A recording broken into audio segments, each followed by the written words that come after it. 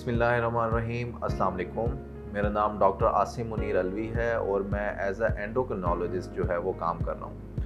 आज की इस वीडियो में हम मोटापे के बारे में जो मिथ्स हैं या उसकी ट्रीटमेंट के बारे में जो मिथ्स हैं उसके बारे में जो है ना हम डिस्कशन करेंगे। अच्छा, सबसे बड़ी मिथ ये है कि लोग समझते हैं कि जो मोटापा है वो सिर्फ या तो ज़्यादा खाने से होता है या फिर एक्सरसाइज की कमी की वजह से होता है।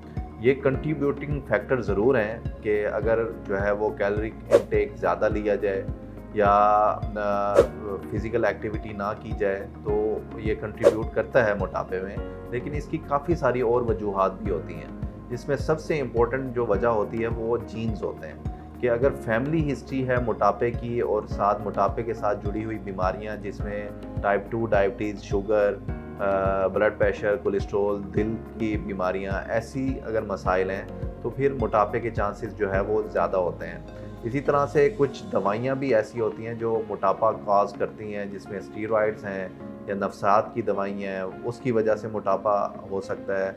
इसी तरह जो हार्मोनल इम्बैलेंस हैं, तो जैसे ख़वातीन में जो है वो पॉलीसिस्टिक ओवेरियन सिंड्रोम का मसला है, उसकी वजह से जो है वो मोटापा कॉज हो सकता है। हाइपोथायराइडिज्म की वजह से हो सकता है, कुशिंग सिंड्रोम की वजह से हो सकता है। इसी तरह प्रॉपर नींद का ना लेना, उससे भी जो है ना वो मोटापे में कंट्रीब्यूट कर सकता है। कुछ लोगों को ईटिंग डिसऑर्डर्स होते हैं, जिसको खाने की जो है ना वो बीमारियां कहते हैं, उसकी वजह से मोटापा हो सकता है। तो इसकी काफ़ी सारी वजूहात हैं जिसकी वजह से मोटापा होता है, सिर्फ ज़्यादा खाने से या ज़्यादा कार्बोहाइड्रेट लेने से या एक्सरसाइज करने से नहीं होता। इसी तरह जो कुछ मिथ्स ये भी हैं जो लोग जो हमारे पास आते हैं मोटापे के इलाज के लिए, वो आजकल जो दवाइयाँ मोटापे के इलाज के लिए यूज़ हो रही हैं, जो इंजेक्शंस यूज़ हो रहे हैं, उसके बारे में कुछ मिथ्स होते हैं, मिसकंसेप्शंस होती हैं। कुछ पेशेंट्स आके हमें ये कह रहे होते हैं कि मोटापे की दवाइयों से डॉक्टर साहब कहीं कैंसर तो नहीं हो जाता। तो ऐसा कुछ भी नहीं है कि मोटापे की बीमारियों से जो इंजेक्शंस वगैरह हैं उससे जो है वो कैंसर कॉज होता हो। लेकिन एक स्पेशल किस्म का कैंसर होता है जिसको थायराइड का कैंसर कहते हैं, मेडुलरी थायराइड कार्सिनोमा। वो अगर कोई किसी को पर्सनल हिस्ट्री हो या फिर फैमिली में हिस्ट्री हो तो फिर उन पेशेंट्स में हम जो है ना अवॉइड करते हैं कि ऐसी जो है वो दवाइयाँ ना दें। बल्कि जो मोटापा बज़ाते ख़ुद है वो जो है वो कैंसर कॉज करने में जो है वो उसकी रिसर्च है, इसमें देखा गया है कि ऐसे पेशेंट्स को जो है ना वो कैंसर के जो मसाइल हैं वो हो सकते हैं। तो वेट रिडक्शन के साथ वो रिस्क जो है ना वो कम हो सकता है। इसी तरह जो है वो कुछ पेशेंट्स आके पूछते हैं कि डॉक्टर साहब कहीं ये इंजेक्शन लगाने से जो हमारी हड्डियां या पट्टे तो कमज़ोर नहीं हो जाएंगे।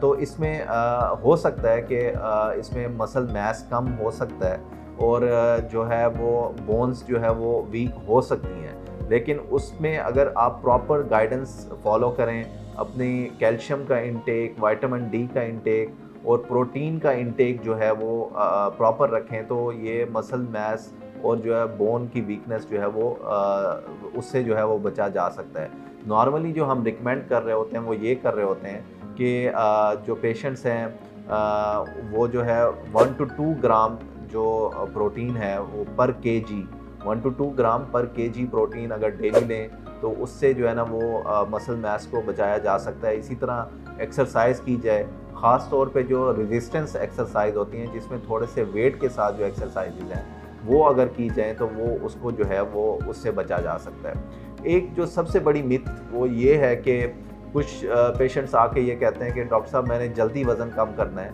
तो क्या मैं लाइपोसक्शन के ज़रिए जो है वो वज़न को कम कर सकता हूँ?